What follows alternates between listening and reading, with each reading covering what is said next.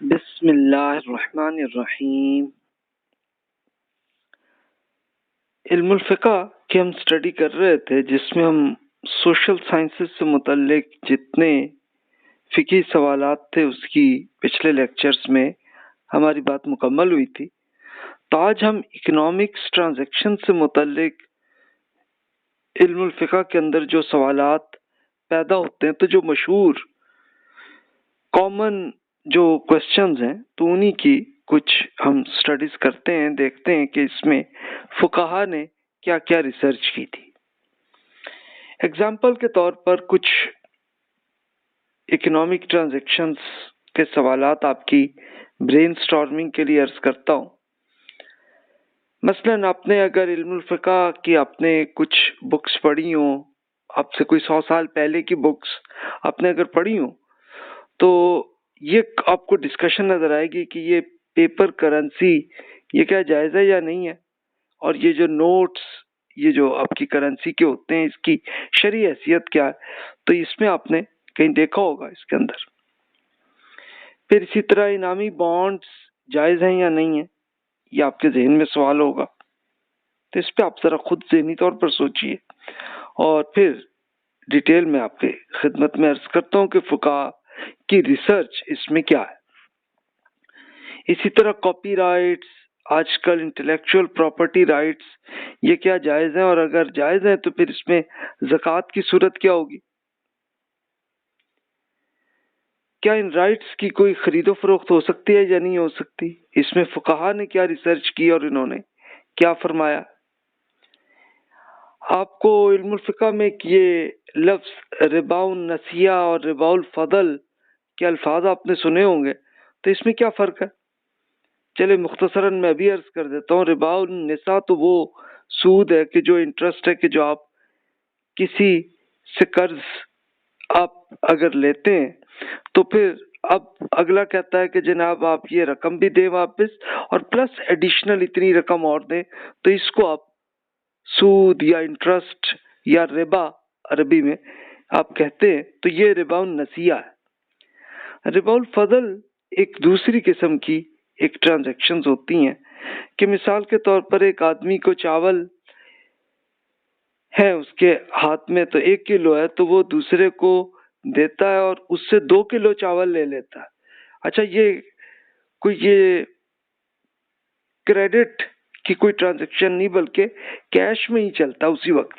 اسی موقع پہ۔ یعنی ہوتا نا، آپ کو پتا ہوگا کہ کچھ چاول اچھی کوالٹی کے ہوتے ہیں، کچھ ہلکی کوالٹی کے ہوتے ہیں، تو وہ پھر 1 کلو کا 2 کلو کے ساتھ وہ ایک دوسرے کو ٹرانزیکشن کر دیتے۔ گندم میں بھی ایسا ہوتا ہے۔ تو اب یہ اس پہ فقہا نے ربا الفضل اسے قرار دیا ہے۔ تو یہ کیا سود ہے کہ نہیں ہے، اور اگر ہے سود ہے تو پھر تو حرام ہے، اور اگر نہیں ہے تو پھر کوئی حرج نہیں۔ یہ ایک ایگزامپل ہے آپ کی خدمت میں عرض کروں۔ اچھا، یہی آپ سوچ لیں کہ اگر کریڈٹ میں کریں کہ آج آپ 1 کلو چاول قرض کے طور پر دیں، اور پھر 6 مہینے بعد آپ کہیں ہاں جی اب تم وہ واپس جب کرو گے تو پھر تم مجھے جو ہے نا 2 کلو چاول دینا، تو وہ کیا ہوگا؟ کیا وہ سود ہے کہ نہیں؟ یہ اب آپ سے کوشچن میں برین سٹارمنگ کے لیے عرض کر رہا ہوں۔ پھر فقہا کے ہاں یہ بھی ایک چلتی ہے خیار مجلس۔ اب یہ کیا ہے اور اس کی کیا صورت ہے؟ سمپلی عرض کر دیتا ہوں، خیار مجلس یہ ہوتی ہے کہ جب آپ کسی کے ساتھ ایگریمنٹ کر رہے ہیں، تو کب آ کے یہ میچور ہوتا ہے ایگریمنٹ کہ پھر آپ کینسل نہیں کر سکتے، تو وہ کون سا ٹائم ہے؟ تو یہ فقہا میں اس کی ڈسکشن ہوئی ہے۔ اس کے بعد پھر مزارعات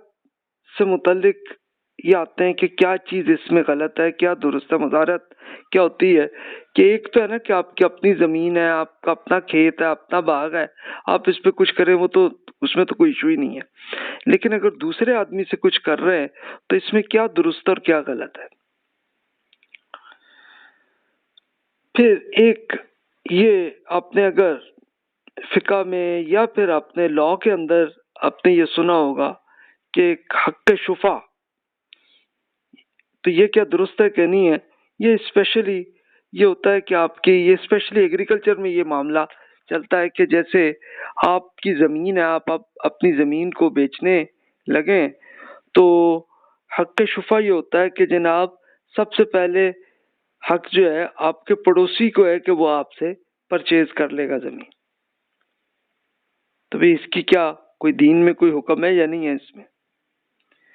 اسی طرح بیع اینا،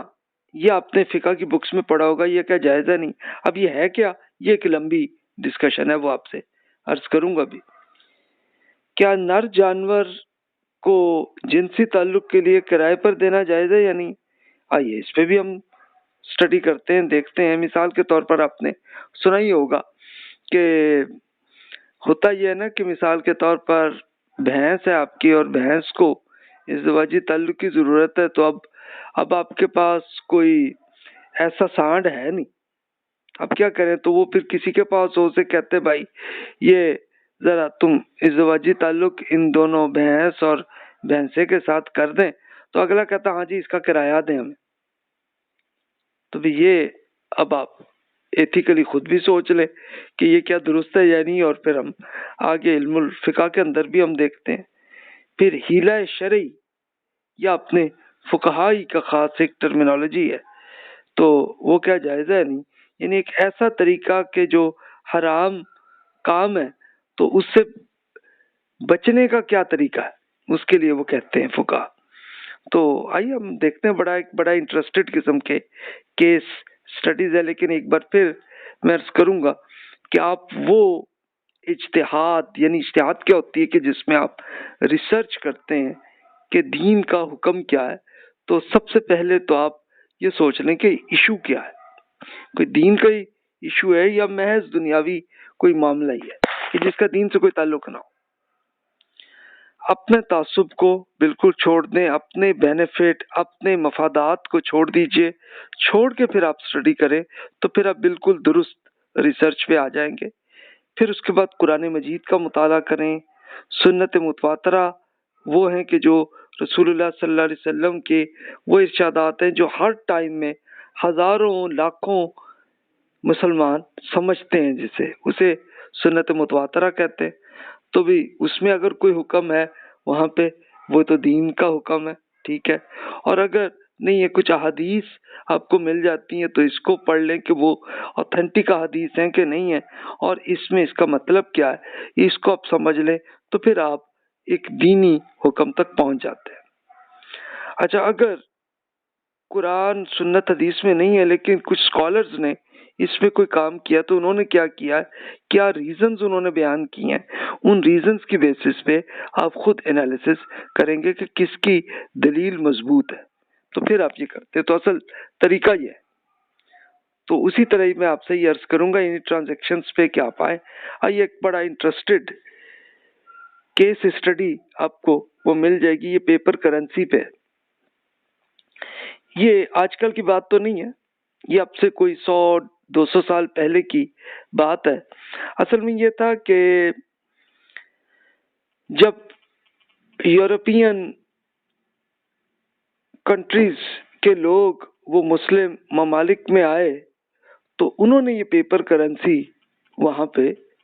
یہ انٹروڈیوس کی تھی. ورنہ اس سے پہلے تو یہ تھا مسلمانوں کے ہاں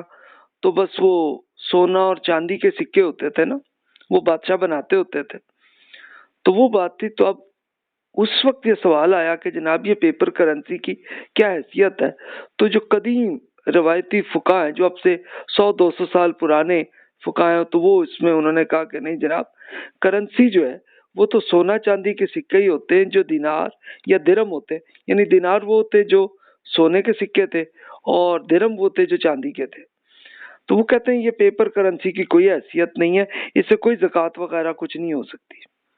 تو یہ اب سے کوئی 100-200 سال پرانے فقہ نے اس میں کیا. اچھا، اس کے بعد جدید فقہ آپ کہہ لیں گے اس کے بعد، اچھا اس زمانے میں تو اختلاف ہوا، کچھ نے کہا کہ نہیں جناب یہ پیپر کرنسی کی بھی کوئی حیثیت ہے، یہ بھی ہے سب کچھ. اور اب تو تقریباً تمام فقہ ایگری ہو گئے ہیں. اب آ کے وہ کہتے ہیں ہاں جناب یہ پیپر کرنسی یا پلاسٹک کرنسی یہ وہی ہے جو آپ کے کریڈٹ کارڈ یا ڈیبٹ کارڈ سے پیمنٹ اپ کرتے ہیں. اور انفارمیشن کرنسی بھی اب بن گئی ہے کہ جس میں آپ آن لائن ट्रांजैक्शन कर देते हैं, पेमेंट कर देते हैं आप, तो ये इसकी वही हैसियत है कि जो दिनार और दिरहम की है, और इन पर भी ज़कात का हुक्म वही होगा जो सोना और चांदी पे होता रहा। कि रसूलुल्लाह सल्लल्लाहु अलैहि वसल्लम के ज़माने में तो सोना और चांदी के सिक्के ही होते थे ना, तो उन्होंने फिर यही जो मॉडर्न फुक़हा हैं तो उन्होंने इसमें यही किया कि जनाब बिल्कुल ये जो आपके पास जितना कैश आपके पास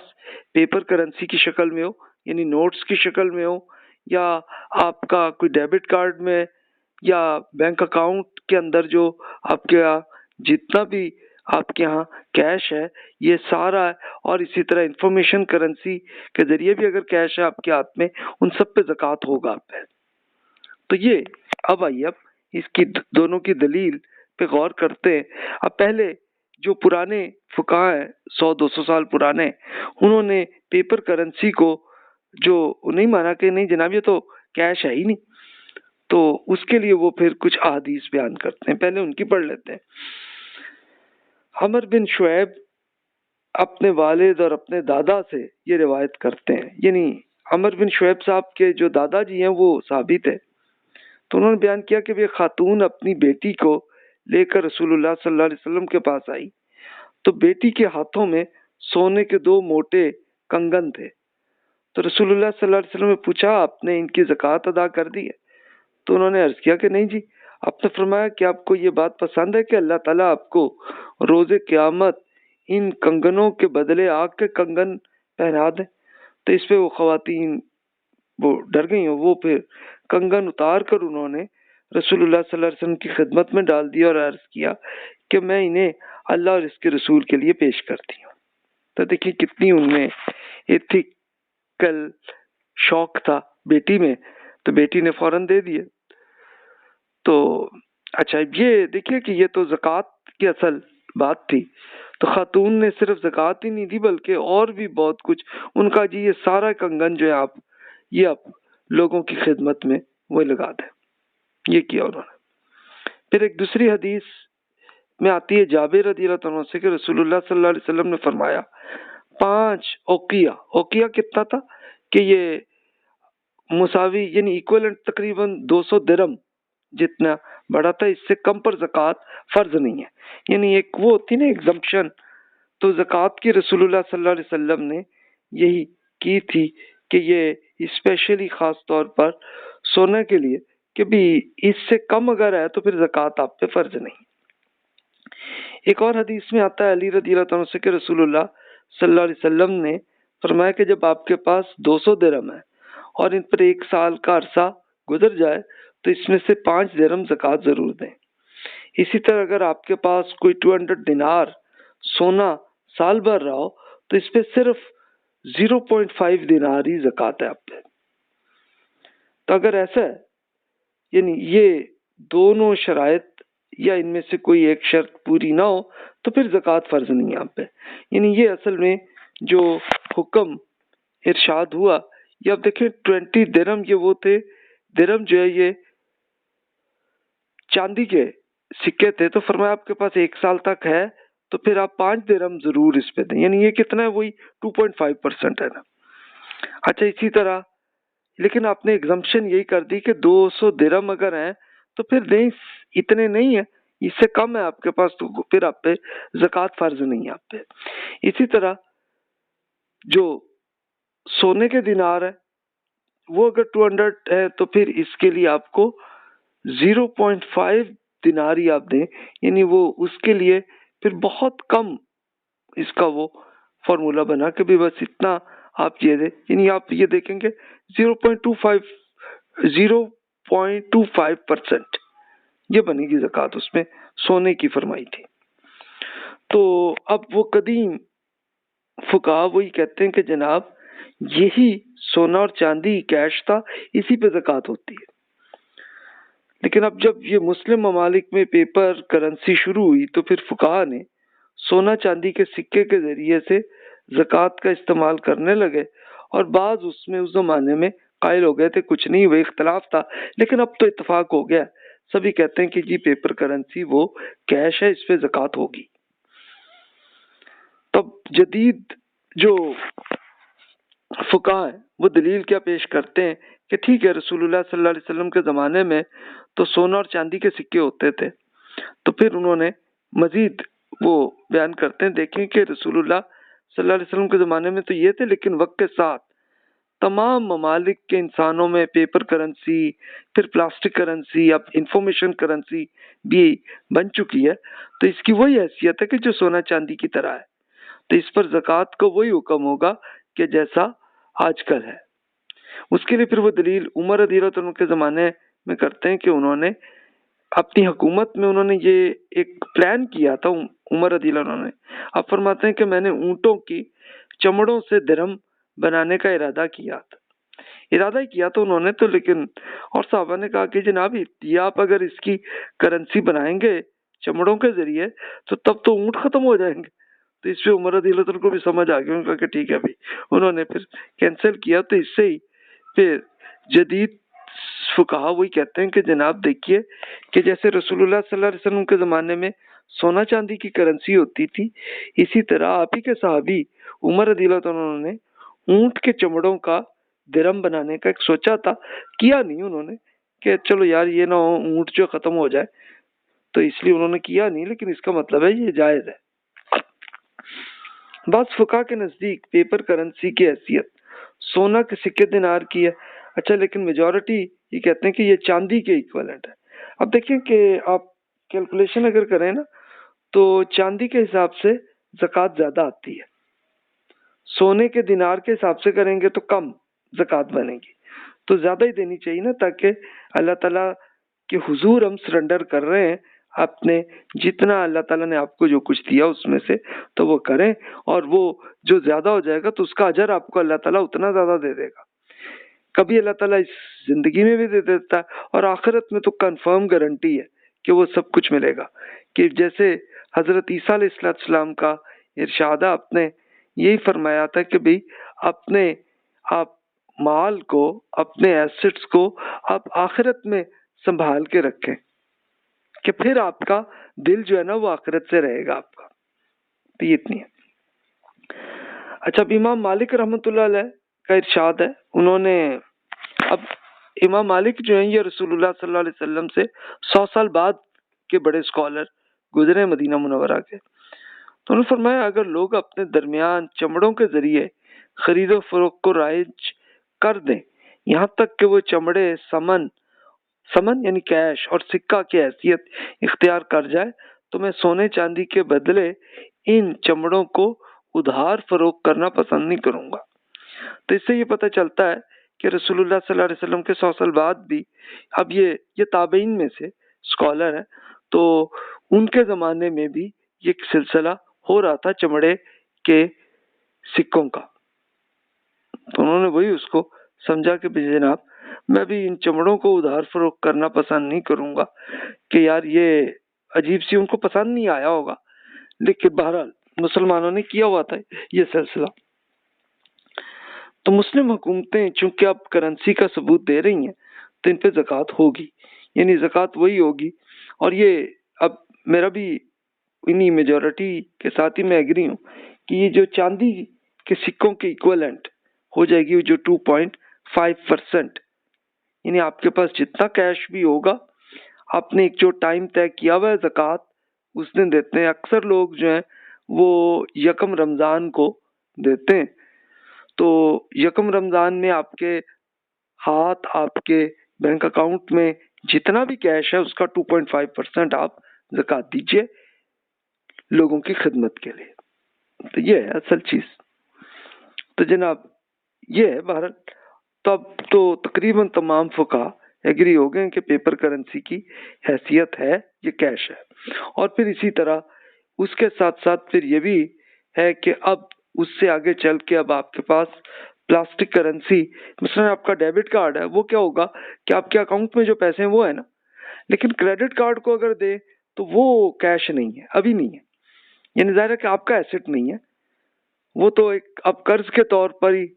لیتے ہیں نا، آپ نے پیمنٹ کی ہے پھر آپ نے بینک کو پیسے دے دیتے ہیں، تو وہ ایک صورت ہوتی ہے، تو وہ تو چلو اس کی تو کوئی حیثیت نہیں بنتی، لیکن ڈیبٹ کارڈ بہرحال آپ کا کیش ہے، اس پہ بھی زکوٰۃ ہوگی۔ और अब आप इंफॉर्मेशन करेंसी जैसी अब बन रही है, तो उसमें जितना भी आपका एसेट होगा तो इसका 2.5% ज़कात दीजिए। तो ये फुकाहा की डिस्कशन रही है। अब आइए हम दूसरे क्वेश्चन पे डिस्कशन करते हैं, जिसको हम प्राइस बॉन्ड्स कहते हैं। तो इस पे फुकाहा में इख्तलाफ रहा है कि ये जायज़ है कि नहीं है। कदीम रिवायती फुकाहा जो हैं वो ये कहते हैं कि जनाब ये प्राइस बॉन्ड है, ये तो सूद और जुए की तरह की चीज़ है, तो ये हराम है। जदीद फुकाहा में से कुछ स्कॉलर्स, तमाम नहीं, कुछ कहते हैं कि नहीं जनाब ये कोई सूद या जुआ नहीं है, इसलिए जायज़ है। तो असल इख्तलाफ इस पर नहीं है कि सूद और जुआ जो है वो कोई हलाल या हराम कह रहा नहीं, बल्कि वो इसको समझने की कोशिश है कि ये जो प्राइस बॉन्ड है वो उस पर जो इनकम है वो कोई आपका कोई इंटरेस्ट या कोई जुआ है कि नहीं है, बस इख्तलाफ इसमें। तो जो हुर्मत के कायलीन ये उनकी दलील को हम देखें, और यानी इसमें तो असल उसूल पे तो सब एग्री है कि सूद और जुआ तो कुरान मजीद में ही हराम है।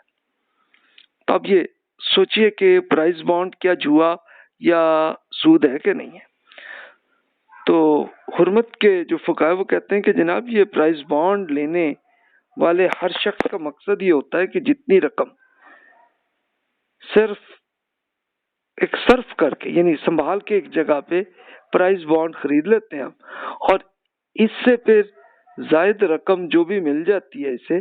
तो असल रकम तो वो आपकी महफूज रहती है, लेकिन मजीद भी आपको मिल जाती है कुछ, उन्हीं बॉन्ड्स के जरिए आपको कुछ मिल जाता है ना आपको। तो वो कहते हैं कि ये असल रकम प्राइस बॉन्ड की खरीदारी की सूरत में खरीदार ने हुकूमत को दी है, तो इसकी हैसियत कर्ज है। यानी असल में ये प्राइस बॉन्ड की हैसियत क्या है कि आपने कर्ज दिया है हुकूमत को, तो कर्ज दे के अब जो कुछ भी हुकूमत आपको देगी एडिशनल, एक तो है ना कि असल जितना आपने भी हुकूमत को दिया वो तो मिलेगा ही आपको, लेकिन उसके अलावा जो मिल रहा है वो तो सूद है, वो कहते हैं। फिर दूसरी हैसियत प्राइस बॉन्ड में मजीद वो कहते हैं कि ये देखिए कि जनाब मखसूस रकम देकर प्राइस बॉन्ड की दस्तावेज आपको मिलती है। यानी ज़रा कि वो पेपर ही होता है ना जो आपको प्राइस बॉन्ड मिल गया आपको, तो हर शख्स की नीयत यही होती है कि ये किरा अंदाजी में मेरा नाम निकले ताकि इनामी रकम मुझे ज्यादा मिल जाए।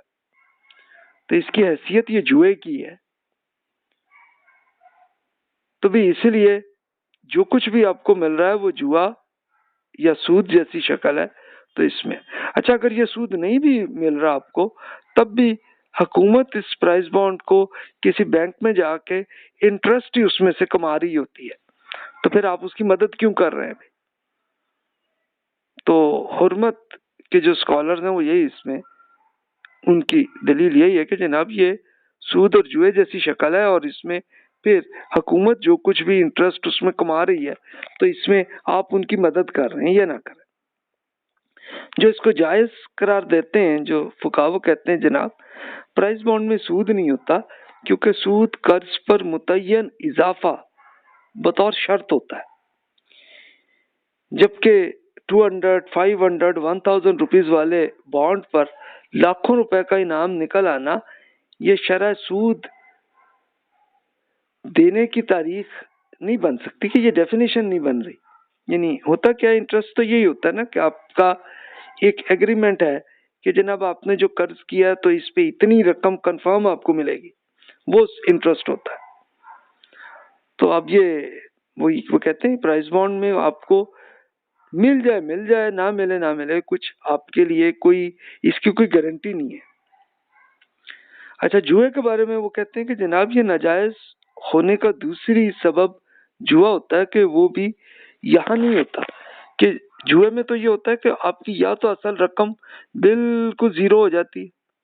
या फिर बहुत बड़ा आपको रकम मिल जाती है, तो ये सूद होता है। अब जाहिर है कि प्राइस बॉन्ड में आपकी जो ओरिजिनल कैपिटल है, जितनी आपने इन्वेस्टमेंट की है उतनी तो कंफर्म आपको मिलनी है, और इसके अलावा एडिशनल कोई कंफर्म नहीं है, कोई गारंटी नहीं है। तो यहाँ इनाम निकलने या ना निकलने दोनों सूरतों में आपकी असल कैपिटल तो महफूज रहता है। تو اس سے یہ معلوم ہوتا ہے کہ یہ دونوں جو صورتیں ہیں، یعنی ہوتا کیا کہ نہ یہ سود ہے نہ جوا ہے، تو اس لیے جائز ہے۔ تو جو جائز کے قائلین ہیں ان کی دلیل یہ ہے کہ جناب یہ جوا ہی نہیں ہے، یعنی مل گیا نہ ملا یہ طرح کا ایک یوں سمجھ لیں کہ ایک گفٹ کے طور پر اب کوئی ایڈیشنل حکومت نے دے دیا نہیں دیا نہ دیا، تو یہ دونوں صورتیں ہیں، تو اس لیے یہ سود نہیں ہے۔ لیکن بہرحال جو تیسری دلیل حرمت کے فقہا کی تھی کہ جناب حکومت پھر اسی فنڈ کو انٹرسٹ میں لگاتی ہے تو ہم اس کی مدد کیوں کریں، تو اس پہ قائلین والے فقہا کے ہاں کوئی جواب نہیں ہے۔ تو دیکھیے جناب اب آپ نے ڈیسیژن آپ نے لینا، بس اس میں وہی عرض کروں گا کہ اپنے مفاد کو چھوڑ کر، تعصب کو چھوڑ کے بالکل اس کو سوچنے کی کوشش کیجئے کہ یہ ٹرانزیکشن کیا یہ سچ مچ انٹرسٹ یا جوئے والی ہے یا نہیں ہے۔ اگر آپ کو لگ رہا ہے کہ یہ واقعی سود یا جوئے جیسی ہے تو پھر نہ کیجیے گا، اور اگر آپ کو یقین آ جائے اس میں کہ جناب نہیں جناب یہ انٹرسٹ اور جوا کچھ بھی نہیں ہے تو پھر ٹھیک ہے آپ کے لیے، لیکن پھر وہ ہیلپ نہ انٹرسٹ کے لیے نہ کیجیے گا۔ میں تو یہی مشورہ آپ کو دوں گا۔ اب آئیے تیسری کوشچن پہ ہم آتے ہیں، کیا کاپی رائٹس اور انٹلیکچوئل پراپرٹی رائٹس جائز ہیں کہ نہیں، اور اس میں زکوٰۃ ہوگی؟ اب یہ کیا ہے، کاپی رائٹس کیا ہے؟ کاپی رائٹس مثال کے طور پر وہ اب آج تو اتنا نہیں رہا، لیکن پچھلی صدی میں تو یہ چلتا تھا نا کہ جس اسکالر نے بک لکھی ہے تو اس بک پہ ان کی کاپی رائٹس ہوتے تھے۔ اس کے لیے پھر یہ ہونا کہ ظاہر ہے کہ وہ بکس جب جس پبلشر نے بھی پبلش کی ہے تو ان کو پروفٹ جو بھی ملتا تو اس کا ایک کچھ طے شدہ حصہ جو بھی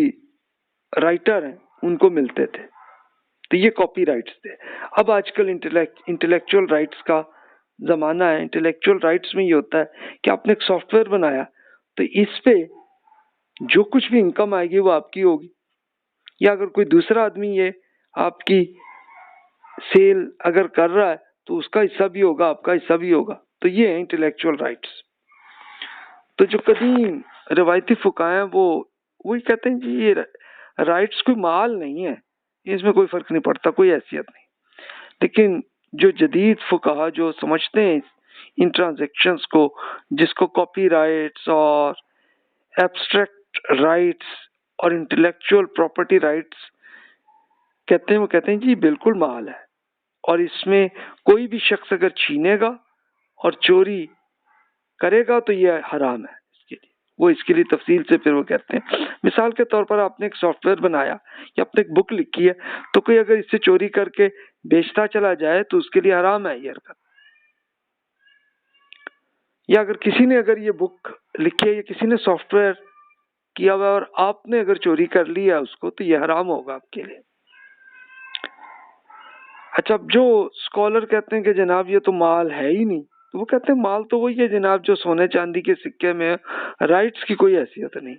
تو اس میں کوئی چوری ڈکیتی کچھ نہیں ہے۔ یہ قدیم فقہا تو مال نہیں سمجھتے تھے، لیکن آج کل اب جو فقہا ہیں بتدریج قائل ہو گئے ہیں کہ ہاں جناب یہ بھی مال ہے، یہ بھی کیش ہے، کیش کی طرح کی ایسٹس ہے۔ تو مال سمجھنے والے فقہا پھر وہی کہتے ہیں کہ جناب یہ کتاب ایک آدمی لکھ رہا ہے، سافٹ ویئر بنا رہا ہے،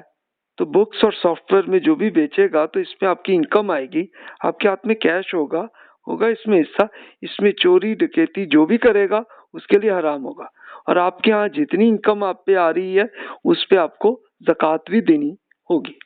اس کے لیے پھر وہ ان کی دلیل قرآن مجید کی ان آیات سے، یہ سورۃ النساء میں جس میں یہ آپ کے ایسٹس کے بارے میں ارشاد ہے، بزنس ٹرانزیکشن کے بارے میں، تو وہ یہ 29 نمبر آیت ہے۔ فرمایا بسم اللہ الرحمن الرحیم، یا ایھا الذین آمنوا لا تأکلوا اموالکم بینکم بالباطل الا ان تکون تجارۃ عن تراض منکم ولا تقتلوا انفسکم ان اللہ کان بکم رحیما۔ اہل ایمان ایک دوسرے کا فنڈ آپس میں باطل طریقوں سے نہ کھائیے گا، سوائے اس کے کہ آپ باہمی آزادی کے ساتھ رضامندی کا بزنس ہو تو جس سے کوئی معالف حاصل ہو جائے، یہ ٹھیک ہے۔ ایک دوسرے کو ہرگز قتل نہ کیجیے گا، اس میں شبہ نہیں کہ اللہ تعالیٰ آپ پر بڑا مہربان ہے۔ تو بھی اللہ تعالیٰ نے اتنی اس کے لیے شدید حرمت کر دی کہ جناب آپ کسی کو قتل نہیں کر سکتے، کسی کے کوئی ایسٹ کو بھی آپ چھین نہیں سکتے۔ ہاں، ایک بالکل آزادانہ طریقے سے آپ پرچیز سیل کر رہے ہیں، وہ ٹھیک ہے، اس کے لیے اجازت ہے۔ اچھا، اب پھر وہ دوسری دلیل، یہ سورۃ البقرہ میں ایک سینیریو ہے، ایک واقعہ ہے، اس واقعے کی بیسس پہ وہ دلیل پیش کرتے ہیں کہ جناب یہ آپ کی انٹلیکچوئل پراپرٹی کی حیثیت ہے۔ سورۃ البقرہ میں ارشاد ہے وقال لهم نبیہم ان اللہ قد بعث لکم طالوت ملکا قالوا انا یکون له الملک علینا ونحن احق بالملک منہ ولم یؤت سعة من المال قال ان اللہ اصطفاہ علیکم وزادہ بسطۃ فی العلم والجسم واللہ یؤتی ملکہ من یشاء واللہ واسع علیم۔ یعنی اس کا ترجمہ یہ ہے کہ بنی اسرائیل نے یہ مطالبہ کیا کہ جی ہمارے ہاں لازمی حکمران کوئی بادشاہ ہونا چاہیے، تو ان کے جو نبی تھے غالباً سموئیل علیہ السلام، انہوں نے انہیں بتایا کہ اللہ تعالیٰ نے طالوت کو آپ کے بادشاہ مقرر کر دیا۔ طالوت وہیں کے بنی اسرائیل کے ایک صاحب تھے، تو اب وہ ہوا یہ کہ بنی اسرائیل کے جو قبیلوں کے سردار تھے وہ کہنے لگے جی اس کی بادشاہی ہم پر کس طرح ہو سکتی ہے جبکہ ہم اس بادشاہی کو کہ اس سے زیادہ حقدار ہے اور وہ کوئی دولت مند آدمی بھی نہیں ہے، تو یہ طالوت کو کیوں آپ جی یہ بنا رہے ہیں بادشاہ؟ نبی نے جواب دیا کہ بھی اللہ نے اسے آپ پر حکومت کے لیے منتخب کیا ہے اور اس مقصد کے لیے کیونکہ اسے علم اور جسم یعنی ان کے میرٹ کے لحاظ سے دونوں میں بڑی کشادگی عطا فرمائی ہے۔ یہ سلطنت اللہ تعالیٰ کی ہے اور اللہ اپنی یہ سلطنت اپنی حکمت کے مطابق جس کو چاہے بخش دیتا ہے۔ آپ معاملات کو اپنی تنگ نظروں سے دیکھ رہے ہیں اور اللہ تعالیٰ بڑی وسعت رکھنے والے ہیں اور وہ ہر چیز سے واقف ہے۔ یہ اصل میں واقعہ یہ تھا کہ سینیریو یہ ہوا تھا کہ بنی اسرائیل کمزور ہوئے تھے اور کچھ قوموں نے ان پہ حملہ ہوا تھا اور وہ حملہ کر کے اور بہت سے ان کی زمین پہ بھی قبضہ وہ کر چکے تھے اور بنی اسرائیل سے یہاں تک کہ ان کے لیے جو قبلہ کی حیثیت تھی کہ جس میں یہ اصل میں ایک وہ پوری طرح کی ایک آپ سمجھ لیں کہ ایک طرح کی ایک الماری جیسی ایک شکل تھی کہ جس میں تورات کی بکس لکھی ہوئی تھی پوری، تو بھی اسی کے لیے وہ حضرت موسیٰ علیہ السلام نے یہ کہا تھا کہ بھی یہ سامنے رکھ کے آپ وہاں اس طرف سے نماز پڑھا کریں۔ اچھا، ہوا یہ کہ یہ جب دوسری مشرک قوموں نے جب بنی اسرائیل پہ پرابلم کی تھی تو اس وقت پھر ان سے وہ پوری جو تابوت سکینہ اسے کہتے ہیں کہ جس میں وہ تورات تھی وہ اٹھا کے بھی لے گئے تھے، تو اب وہ بنی اسرائیل نے بڑا وہ کہا، اس وقت نبی تھے سموئیل علیہ السلام، ان سے ریکویسٹ کی کہ جناب آپ کوئی ہمارے ہاں ایک ایسا حکمران ایسا بنا دیں، ایک ایسا بادشاہ کہ جو یہ صحیح طرح سے ہم بھی ایک پورے ایک ڈسپلن کے ساتھ ہم اکٹھے ہو جائیں آ کے جہاد کریں۔ تو انہوں نے پھر اللہ تعالیٰ سے ریکویسٹ کی، اللہ تعالیٰ نے طالوت رحمۃ اللہ علیہ بڑے نیک آدمی تھے ان کو ایک حکمران بنایا۔ تو اب ہوا یہ کہ بھی جو بنی اسرائیل کے لوگ تھے تو وہ تو جناب وہ تو جی یہ تو کوئی بہت کوئی دولت مند آدمی نہیں تھا تو اس کو کیوں بنا دیا جی، یہ تو ہم میں سے کسی کو بنانا چاہیے تھا۔ تو پھر نبی نے ان کو سمجھایا کہ بھی دیکھو اللہ تعالیٰ نے اس بیسس پہ ان کو بادشاہ بنایا کہ علم اور جسم دونوں میں بڑی کشادگی ہے، ایک تو علم بھی ہے اور جسم کے لحاظ سے جنگ کرنے کے لیے بڑی اچھی صلاحیت اللہ نے ان کو دی ہے۔ تو آخر وہ پھر مان گئے اور پھر طالوت جیسے حکمران بنے، انہوں نے ایک باقاعدہ یہ اگلی آیات میں پھر تفصیل ہے، اور یہ بائبل میں بہت تفصیل سے وہ سینیریو آتا ہے کہ اس میں پھر مشرک قوم کے ساتھ پھر جہاد ہوا، اور وہ جہاد ہوا تو اللہ تعالیٰ نے یہ بتا دیا تھا کہ نبی علیہ السلام نے یہ بتایا تھا انہیں کہ جناب یہ دیکھو کہ تمہیں جو ہے وہ تورات کی جو بکس ہیں وہ آپ کو مل جائیں گے، اور وہ پروف کے طور پر ان کی ایک بالکل سائیکولوجیکلی بہتر کرنے کی سینیریو یہ آیا تھا کہ فرشتے اس کو پوری آپ کہہ رہے ہیں کہ الماری کو وہ پکڑ کے اٹھا کے لے آئے تھے کہ لیں جی آپ کے لیے واپس آ گیا، کہ وہی ان کا قبلہ تھا تو وہ آ گیا، اور پھر ان کو بھی سکون آ گیا، اور اس میں پھر طالوت رحمۃ اللہ علیہ نے باقاعدہ جہاد کرایا ان کو بڑا آرگنائز کر کے، اور آرگنائز ہوئے تو اس میں ایک لڑکے تھے، وہ تھے داؤد علیہ السلام، ابھی نبی نہیں تھے، ابھی لڑکے سے تھے، اور ایک لڑکے نے سب سے بڑے مضبوط پہلوان جو پورا جنرل تھا مشرک قوم کا، تو اس کو قتل انہوں نے کیا تھا اپنے ایک وہ تیر کے ذریعے، ایسے شاندار طریقے سے انہوں نے کیا تھا۔ تو پھر طالوت رحمۃ اللہ علیہ نے پھر یہ کیا کہ اپنی بیٹی کی شادی وہ حضرت داؤد علیہ السلام سے کر دی تھی، اور اس کے بعد تو پھر یہ ہوا کہ طالوت علیہ السلام وہی حکمران وہ رہے تھے رحمۃ اللہ علیہ، اور پھر اس کے بعد پھر داؤد علیہ السلام وہ حکمران بنے، پھر سلیمان علیہ السلام آئے، تو یہ بنی اسرائیل کا عروج کا دور تھا۔ تو یہ اصل سینیریو ہے۔ تو اسی پہ اسکالر کہتے ہیں دیکھیں جناب، اسی ہسٹری میں جو اللہ تعالیٰ نے بتایا تو اس میں یہ علم اور جسم دونوں میں جو کشادگی ہے تو یہ دونوں ایسٹس ہیں، انسان کا جسم بھی اس کا علم بھی، یہ بھی تو ایسٹ ہے۔ تو اسی طرح یہ جو آپ کی انٹلیکچوئل پراپرٹی رائٹس ہیں یہ بھی تو آپ کا حق ہے نا، یہ بھی تو آپ کا مال ہے،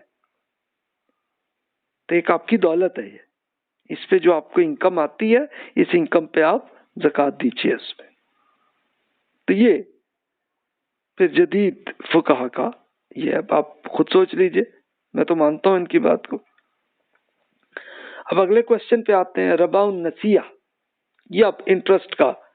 ایشو ہے۔ ربا النسیہ تو سمپل، یہ جیسے شاہ ولی اللہ صاحب نے اپنی بک میں تفصیل سے ربا النسیہ کی ڈیفینیشن انہوں نے بتائی ہے کہ وہ قرض ہے کہ جو اس شرط پر دیا جائے کہ وہ قرض لینے والا قرض دینے والے کو اس سے زیادہ اور اس سے اچھا واپس کرے۔ مثال کے طور پر ایک آدمی نے ایک کو قرض دیا 1,00,000 روپے کا، لیٹس سپوز یہ $1,00,000 کہہ لیں آپ، تو اب جناب اب تم واپس کرو گے فلاں اس ٹائم پہ تو تمہیں جناب 1,50,000 روپیہ یا $1,50,000 تم نے واپس دینے، یہ سود ہے، یہ ربا النسیہ۔ اس میں تو تمام فقہا کا اتفاق ہے کہ جناب سود حرام ہے، یہ تو قرآن مجید میں حکم ہے۔ اور موطا امام مالک رحمۃ اللہ علیہ جو اس رسول اللہ صلی اللہ علیہ وسلم سے 100 ایئرز اگو کے بعد وہ مدینہ منورہ میں پڑھاتے رہے، تو انہوں نے اپنی پوری تفصیل سے بک لکھی ہے موطا، جس میں صحابہ کرام کے ذریعے جتنی احادیثیں اکٹھی کی ہیں، تو اس میں زید بن اسلم رضی اللہ عنہ بیان کرتے ہیں کہ ایام جاہلیت میں ربا اس طور پر ہوتا تھا کہ ایک شخص کا قرض دوسرے شخص پہ متعین ٹائم کے ساتھ ہوتا تھا، جب میعاد گزر جاتا، ٹائم گزر گیا جاتا تو قرض خواہ جو ہے قرض دار سے کہتا ہے کہ ہاں جی تم قرض ادا کرو گے یا اس میں مزید اضافہ منظور کرو گے، تو اگر وہ قرض دے دیتا تو معاملہ ختم ہو جاتا، اور نہ قرض دینے والا اسے راس المال ایک کریڈٹ اماؤنٹ میں اضافہ کر دیتا اور مہلت بڑھا دیتا تھا۔ یہ دیکھیں اس زمانے کا سینیریو وہی تھا کہ جیسا آج کل بھی بینکوں میں بھی یہی ہوتا ہے کہ اگر آپ ایگزیکٹ ٹائم تک اگر آپ نہیں دے پائیں گے، جیسے کریڈٹ کارڈ میں آپ نے پیمنٹ کر دی تو انہوں نے یہ طے کیا ہوا ہے کہ جناب یہ جو نیکسٹ منتھ کے فرسٹ ڈے تک آپ نے اگر پیمنٹ کر دی تو کوئی آپ کو ایڈیشنل کوئی آپ کو اضافہ کچھ نہیں دینا، بس جتنی پیمنٹ ہے بس وہی دے دیں۔ لیکن وہ ٹائم گزر جائے تو اتنا ہی پھر انٹرسٹ آنا ہوتا ہے، اور پھر کمپاؤنڈ انٹرسٹ پھر ہوتا جاتا ہے، جتنا ٹائم بڑھتا جائے گا اتنا ہی زیادہ ملٹیپلائی ہوتا جائے گا، یعنی سود پر بھی سود لگتا جائے گا، سود پر سود جسے کہتے ہیں، تو وہ سینیریو تھا۔ تو اس کے لیے اللہ تعالیٰ نے واضح طور پر بتا دیا سورہ بقرہ میں کہ جناب یہ سود جو ہے یہ کتنا بڑا جرم ہے جو یہ کر رہے ہیں۔ قرآن مجید میں ارشاد ہے 275 آیت ہے سورۃ البقرہ کی، فرمایا الذین یأکلون الربا لا تقومون الا کما یقوم الذی یتخبطہ الشیطان من المس ذلک بانہم قالوا انما البیع مثل الربا وأحل اللہ البیع وحرم الربا فمن جاءہ موعظۃ من ربہ فانتہى فلہ ما سلف وامرہ الی اللہ ومن عاد فاولئک اصحاب النار هم فیہا خالدون۔ اس کے برخلاف جو لوگ سود کھاتے ہیں تو وہ قیامت میں اٹھیں گے تو بالکل اس شخص کی طرح اٹھیں گے جیسے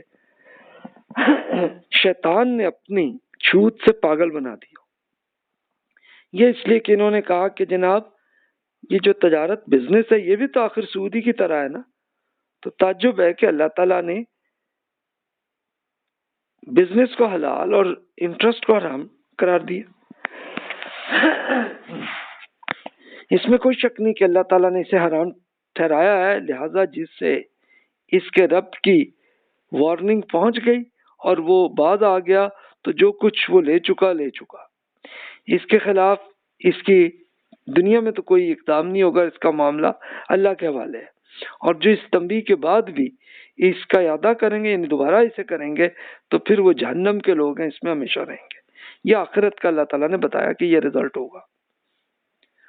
تو یہ تو کنفرم ہے۔ اس میں ربا النسیہ اسے کہتے ہیں۔ ربا النسیہ وہی ہے کہ جو آپ کریڈٹ پہ جو بھی ٹرانزیکشن کر رہے ہیں تو اس میں جو بھی ایڈیشنل مل رہا ہے وہ انٹرسٹ ہے، سود ہے۔ انگلش میں انٹرسٹ کہتے ہیں، عربی میں الربا جو قرآن مجید میں لفظ ہے، اور اردو میں آپ سود کہتے ہیں اسے۔ تو یہ بالکل اس میں تو کوئی اختلاف ہی نہیں ہے کسی اسکالر میں۔ لیکن ایک دوسری قسم کا ایک ٹرمینالوجی ہے ربا الفضل، تو اس کی حقیقت کیا ہے؟ اچھا، کچھ اسکالر اس کو حرام کہتے ہیں، کچھ اس کو کہتے ہیں کہ جناب یہ کوئی سود ہے ہی نہیں ہے۔ تو اب وہ چیز کیا ہے؟ ربا الفضل سے مراد وہ زیادتی اور اضافہ ہے کہ جو ہم جنس چیزوں کی دست بدست یعنی کیش ٹرانزیکشن میں ایک دوسرے کو فوراً دینے سے حاصل ہو۔ مثلا 1 کلو گندم آپ نے لی ہے اور 1 کلو گندم آپ لے رہے ہیں اور آپ کے پاس جو گندم ہے آپ اگلے کو 2 کلو دے رہے ہیں، تو جناب اسی طرح 1 تولہ چاندی کے عوض ہے تو 2 تولے آپ چاندی اس کو دے رہے ہیں۔ ایک ایگزامپل ہے۔ تو اس لیے حنفی فقہا جو ہے وہ یہ کہتے ہیں کہ جناب ہم جنسیت کی یہ ایک سائز جو ہے اور وزن کے ساتھ برابر ہونا چاہیے، اگر اس میں فرق ہے تو یہ سود ہوگا۔ یعنی یہ بالکل آپ نے وہ یہ گندم میں چاول میں آپ نے بہت یہ ٹرانزیکشن دیکھی ہوں گی آپ نے کہ جناب آپ کے ہاتھ آپ کہتے ہیں ہاں جی یہ میرا چاول تم لے لو، اپنا چاول دے دو، آپ بے شک اسے 1 کلو لے رہے ہیں اگلے کو 2 کلو دے رہے ہیں، مثال ہے، یہ ہوتا رہتا ہے، یہ ٹرانزیکشن ہوتی رہتی ہیں۔ تو حنفی فقہا کے ہاں جناب یہ بھی سود ہے کہ جو آپ اس میں اضافہ دے رہے ہیں۔ اس کے لیے پھر وہ دلیل پیش کرتے ہیں ایک بخاری کی حدیث سے۔ ابو سعید خدری رضی اللہ عنہ بیان کرتے ہیں کہ رسول اللہ صلی اللہ علیہ وسلم نے ایک شخص کو خیبر میں ٹیکس کلیکٹر مقرر کیا تھا انہیں، تو وہ جناب اب کھجوریں لے کر رسول اللہ صلی اللہ علیہ وسلم کی خدمت میں حاضر ہوئے۔ تو آپ نے فرمایا یہ خیبر کی سب کھجوریں ایسی ہوتی ہیں؟ یعنی یہ اصل میں خیبر کا میں آپ کو سینیریو بھی عرض کر دوں کیا تھا۔ کیا ہوا یہ تھا کہ ایک یہودی قبیلے تھے جو مدینہ منورہ پہ حملہ کرنے کے لیے پلاننگ کر رہے تھے، تو رسول اللہ صلی اللہ علیہ وسلم نے وہاں پہ ایک ایکشن کیا، اور خیبر یہ 70 کلومیٹر ہے مدینہ منورہ سے۔ تب وہ ان قبیلوں میں وہاں پہ جو یہودی تھے انہوں نے بہت اچھے قلعے بنائے تھے، اور وہ آج بھی اویلیبل ہے، آج بھی آپ گوگل میپ میں ابھی آپ دیکھ لیں۔ اچھا، اس میں ہوا ہے کہ صحابہ کرام رضی اللہ عنہم نے صحیح ایک ایکشن لیا، فتح ہو گئی، تو اب یہودی جو ہے وہ بچے، اب وہ انہوں نے رسول اللہ صلی اللہ علیہ وسلم سے ریکویسٹ کی کہ جناب آپ ہمیں پلیز آپ نکالے نہیں ہمیں، آپ یہ بہت ایک اچھا ایگریکلچرل ایریا ہے، تو جناب ہم یہ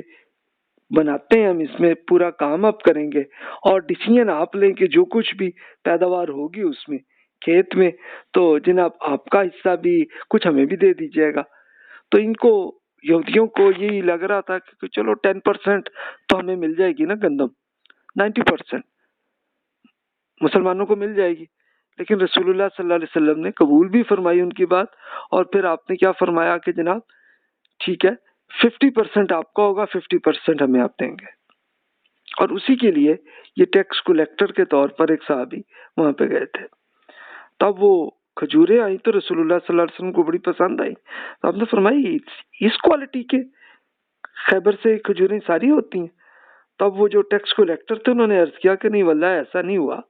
ہم ان کھجوروں کی ایک سا یہ اب کیلکولیشن کتنی ہے، اب یہ جن اسکالرز نے کیے تو 3180 کلو کے برابر ہوتا تھا ایک سا کھجوریں لے کر 2 سا کے بدلے میں خریدتے ہیں، اور اسی طرح 2 سا جو ہے وہ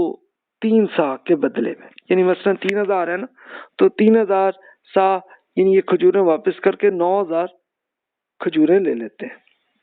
تو یہ میں کر کے لایا ہوں جناب۔ تو رسول اللہ صلی اللہ علیہ وسلم فرمائی یہ نہ کیجیے، معمولی کھجوریں اگر ہیں تو پھر کیش کے بدلے آپ بیچے، اور پھر اس کیش سے آپ ایک جنیب کھجوریں آپ لے لیں، یعنی جنیب یہ کوئی اچھی کوالٹی کی کھجوریں تھی، وہ آپ اس طرح سے آپ لیں، یہ نہ آپ کریں، یعنی آپ اسی کھجور کو کھجور کے بدلے ٹرانزیکشن آپ نہ کریں، بلکہ کھجور کو پہلے آپ کیش بنائیں، کیش بنا کے پھر آپ اس کیش سے آپ دوسری کوالٹی کی آپ جو لینا ہے وہ لیں۔ تو اسی لیے وہی پھر حنفی اسکالرز جو ہیں وہ یہ اس میں کہتے ہیں کہ جناب یہ دیکھیے کہ یہ سود جیسی شکل ہی تھی، اس لیے اسے روکا گیا۔ ایک اور حدیث مسلم کی ہے، یہ بھی ابو سعید خدری رضی اللہ عنہ کی ہے کہ رسول اللہ صلی اللہ علیہ وسلم نے فرمایا سونا سونا کے بدلے، چاندی چاندی کے بدلے، گندم گندم کے بدلے، جو جو کے بدلے، کھجور کھجور کے بدلے، اور نمک نمک کے بدلے ان کا سودا برابر برابر اور نقد و نقد کرنا، یعنی اس کو پوری اس کی جو یہ ویٹ جو ہے اس کو چیک کرنا جائز ہے۔ جس نے زیادہ دیا یا زیادہ طلب کیا تو یہ سودی معاملہ ہو گیا، تو لینے دینے میں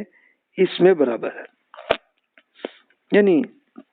یہ اس میں پھر یہ ایک اصل دلیل یہ آتی ہے، تو اسی پہ وہ کہتے ہیں کہ جناب یہ بھی سود ہے اس میں۔ اچھا، جو بہت سے اسکالرز جو اور اسکول آف تھاٹس مالکی شافعی حنبلی وہ کہتے ہیں کہ جناب یہ سود نہیں ہے، وہ کہتے ہیں کہ جناب ربا کو حرام قرار دینے کی وجہ اصل میں کیا ہے کہ ناپ تول یا اتحاد جنس، کہ اگر دونوں باتیں موجود نہیں ہیں، دونوں میں ایک تھان ایک کپڑا جو ہے ایک کاٹن آپ کے ہاتھ میں ہے تو دوسرا تھان میں کپڑا، یہ تو جائز ہے، اس میں کیا عرض ہے کہ کوالٹی کا فرق ہے نا، تو کوالٹی کے فرق میں یہ سود نہیں ہے وہ کہتے ہیں۔ پھر وہ کہتے ہیں کوالٹی میں جو فرق ہو تو وہ سود نہیں ہوتا ہے، بلکہ اس حدیث میں یہ جو بخاری اور مسلم کی حدیث آپ نے ابھی پڑھی ہے تو اس میں اصل میں یہ تھا کہ بھی ایک سد ذریعہ کے طور پر رسول اللہ صلی اللہ علیہ وسلم نے روکا کہ کہیں آگے جا کر لوگ اس کو سود کھانا نہ بنا دیں اس طریقے سے. اس کے لیے پھر وہ ایک حدیث، ایک نسائی کی حدیث ہے فضالہ بن حبید رضی اللہ عنہ سے کہ فتح خیبر کے دن مجھے سونے کا ایک جڑاؤ ہار بھی ملا. تب فضالہ رضی اللہ عنہ بیچنا چاہ رہے تھے تو رسول اللہ صلی اللہ علیہ وسلم سے یہ بات کی تو آپ نے فرمایا کہ بھی بیٹا آپ یوں کریں، اس ہار کو آپ نگینا اور سونا ان کو الگ الگ کریں پھر آپ بیچیں. کہ اصل مراد اس سے یہی تھی کہ بھی وہ لوگ کہیں اس کو پھر بعد میں سود نہ بنا دے، تو ایک اس کو روکنے کے لیے اس لیے یہ روکا گیا تھا. پھر ایک حدیث اور وہ بیان کرتے ہیں کہ رسول اللہ صلی اللہ علیہ وسلم نے فرمایا کہ دست بدست معاملات میں ربا نہیں ہے. اب یہ بھی مسلم ہی کی حدیث ہے کہ بھی دست بدست وہی ہے کہ کیش ٹرانزیکشن میں سود نہیں ہوتا. یعنی اس کا مطلب ہے کہ سود تو وہی ہے کہ جو کریڈٹ پہ ہوتا ہے، تو فوراً موقع پہ کوالٹی کا اگر فرق ہے تو بھی اس کے لیے وہی ہے کہ وہ جو بخاری کی حدیث میں وہ رسول اللہ صلی اللہ علیہ وسلم بتایا کہ بھی آپ کی جو ٹرانزیکشن ہے اس کو آپ کیش میں کنورٹ کریں. کیش میں کنورٹ آپ کیسے کریں گے؟ یعنی آپ بیچیں گے اپنی چیز کو، اس میں کیش آ جائے گا آپ کے ہاتھ میں، پھر اس کیش سے آپ نے جو خریدنا خرید لیں. دوسری کوالٹی کا آپ گندم لینا چاہ رہے ہیں، چاول لینا چاہ رہے ہیں، جو بھی لینا لے لیں. تو ارشاد فرمایا پھر اگر جنس منتخب ہو جائے تو جسے چاہے لین دین کر لیجئے، بشرطے کہ یہ تبادلہ دست بدست یعنی نقد و نقد ہو. یہ بھی مسلم ہی کی حدیث ہے کہ ایک ایسے موقع پہ کہ جب آپ کے یہاں یہ وہی ہے کہ جنس مختلف ہو جائے، فرق آ جائے، تو فرق آئے تو پھر آپ فوراً کیش ٹرانزیکشن ہی کریں، اس کو کریڈٹ نہ کریں. تو اسی بیسس پہ تو وہ کہتے ہیں کہ یہ ربا الفضل نہیں ہے، یہ انٹرسٹ ہی نہیں ہے، یہ ایکچولی کیش ٹرانزیکشن کی بات تھی، اور اس کو روکا اسی لیے کیا گیا کہ بھی لوگ اس کو سود بعد میں نہ بنا دیں، تو اس لیے روکا گیا. تو اب یہ ٹھیک ہے کہ کیش ٹرانزیکشن آپ کر رہے ہیں تو پھر اس میں کوئی حرج نہیں. تو یہ جناب فرق ہے. اب ڈیسیژن آپ نے لینا ہے، سوچنا آپ نے. تو جناب میرا خیال ہے ڈسکشن کافی طویل ہو گئی ہے، تو ابھی جو اور کوشچن میں نے آپ کی خدمت میں عرض کیے تھے تو اس کو پھر بہتر ہے کہ ہم اگلے لیکچر میں ڈسکس کرتے ہیں کہ وہ اس میں کیا چیز جناب درست ہے، کون سی نہیں ہے. اس کو انشاءاللہ اگلے لیکچر تک کور کرتے ہیں. جزاک اللہ خیر واحسن الجزا. جو بھی کوشچن ہے بلا تکلف ای میل کر لیجیے گا. السلام علیکم.